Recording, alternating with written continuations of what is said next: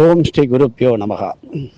இறைவன் நம் அனைவருக்கும் பிறக்கும் இந்த தமிழ் புத்தாண்டு பராபவ வருஷம் நல்ல அபிவிருத்தியை அளிக்கட்டும் என்று நம்ம வாத்தியார் சொல்லியிருக்கின்றார். நன்றிகளை தெரிவித்துக் கொண்டு சித்திரை வைகாசி மாதம் மட்டும் அற்புதமான யோக சக்திகள் நிறைந்த சிலந்தி மரம், சிலந்தி பூ இவை தரிசனம் பண்ணுவது, குறிப்பாக திருவாரூர் மாவட்டம் நன்னிலம் வைப்பூர் அருகே உள்ள இந்த சிவாலயத்திலே உள்ள சிலந்தி மரம் பல கோடி வருடங்களாக இந்த மரமானது இன்றும் தனது வாரிசுகளை அப்படியே பராமரித்து வருகிறது. இந்த மரமானது இந்த உலகத்திலே பல இடங்களிலே மறைந்து விட்டது. ஒன்றே ஒன்று இருக்கின்றது. இந்த சிலந்திப்பூ தரிசனத்தினுடைய மகிமை என்னவென்று பார்ப்போம். கோச்செங்கட் சோழன் சிலந்திப்பூக்களால் அரிய யோகம் மற்றும் பூஜைகளை செய்து தனது பூர்வ ஜென்ம பகையை முழுமையாக அகற்றி சிவலோக பெரும் பேற்றை பெற்றான் கோச்செங்க சோழன். இப்படி சிலந்தி மரம் மிக மிக சிறந்த மருத்துவ சக்தி வாய்ந்த குணம் படைத்தது என்பதை தெரிந்து கொள்ள வேண்டும்.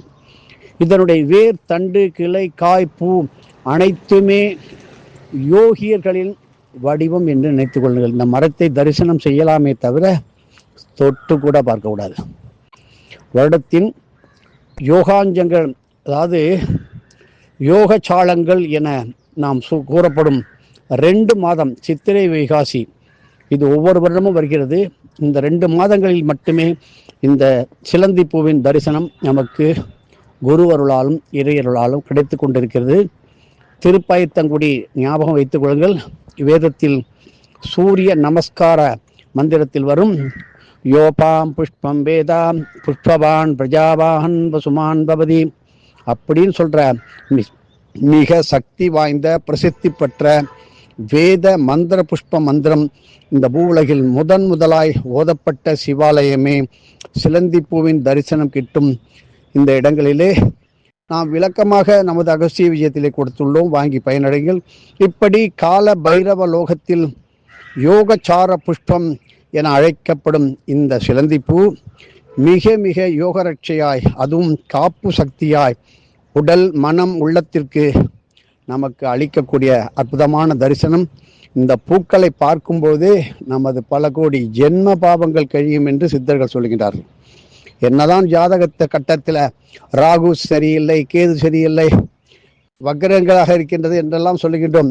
இந்த மரத்தினுடைய புஷ்பத்தை தரிசிக்கும் போது அத்தனை கோடி தோஷங்களும் பாவங்களும், ஏன் பித்திரு தோஷங்கள் கூட நீங்கிவிடும். ஆனால் மனமாற தரிசிக்க வேண்டும். அங்கே ஆலயத்தின் முன் அனுமதி பெற்று அவர்களுடைய விருப்பப்படி தரிசனம் செய்து மரத்தை தேவையில்லாமல் ஒடிக்கவோ வளைக்கவோ கூடாது.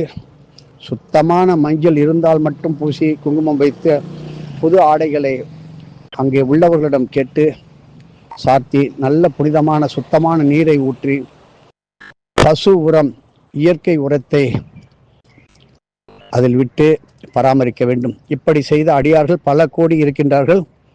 சொல்லி இருப்பார்கள், சொல்லவில்லை என்றாலும் ஞாபகப்படுத்திக் கொள்ளுங்கள். கேட்டால் அவருக்கு என்னமோ ஒன்று அப்படின்னு நினைப்பார்கள். நாம் சொல்லுகின்றோம், வாத்தியார் சொல்லியபடி இதனுடைய இந்த பூக்களை இறைவனுக்கு அந்த அர்ச்சகருடைய உதவியோட இறைவனுக்கு சாத்தி அர்ச்சனை செய்து அதால் கிட்டும் பலன்கள் சொல்லி மாளாதது, சொல்லவே முடியாதது. இப்படித்தான் விவரிக்க முடியாத ஒரு புஷ்பம் உலகத்தில் இருக்கின்றது என்றால் இந்த சிலந்தி புஷ்பம், சிலந்தி பூ. இப்படி தேவாரம் பாடல் பெற்ற திருப்பயத்தங்குடி சிவஸ்தலத்தின் ஸ்தல விருட்சமே இந்த சிலந்தி மரம். திருவாரூர் திருமருகல் அருகில் திருப்பயத்தங்குடி உள்ளது என்பதை கேட்டுக்கொள்ளுங்கள். வருடத்தில் 2 மாதங்களே கிடைக்கும் மிக மிக அரிய அற்புத நல்ல சந்தர்ப்பங்களை நீங்கள் உரிய முறையில் பயன்படுத்தி கொள்ள வேண்டும். ஆனால் எதையும் ஒரு குரு நம்பிக்கையுடன் செய்தால்தானே ஐயா பலன் கிடைக்கும், நம்ம ஏதோ சொன்னா போனா அப்படின்னு நினைக்கக்கூடாது. முக்கிய குறிப்பாக நீங்கள் உங்களது தான தர்ம பூஜை பலன்களை உங்களது சர்க்குருவுக்கு அர்ப்பணம் செய்ய வேண்டும். மேலும் அற்புதமான இறை ஆன்மீக விளக்கங்களுக்கு ஸ்ரீ அகஸ்திய விஜயம் மாத இதழ் வாங்கி படித்து பயன்பெற்று நீங்கள் நீடூடி நன்றாக இருக்க வேண்டும். முடிந்தால் இதை எல்லோருக்கும் பரப்புங்கள், பகிருங்கள், ஷேர் செய்யுங்கள். அதிலும் புண்ணியம் அளவற்றதாக வந்து சேரும். எதுவும் என்னுடையதல்ல, அனைத்தும் உன்னுடையதே. அருளாள அருணாச்சலா.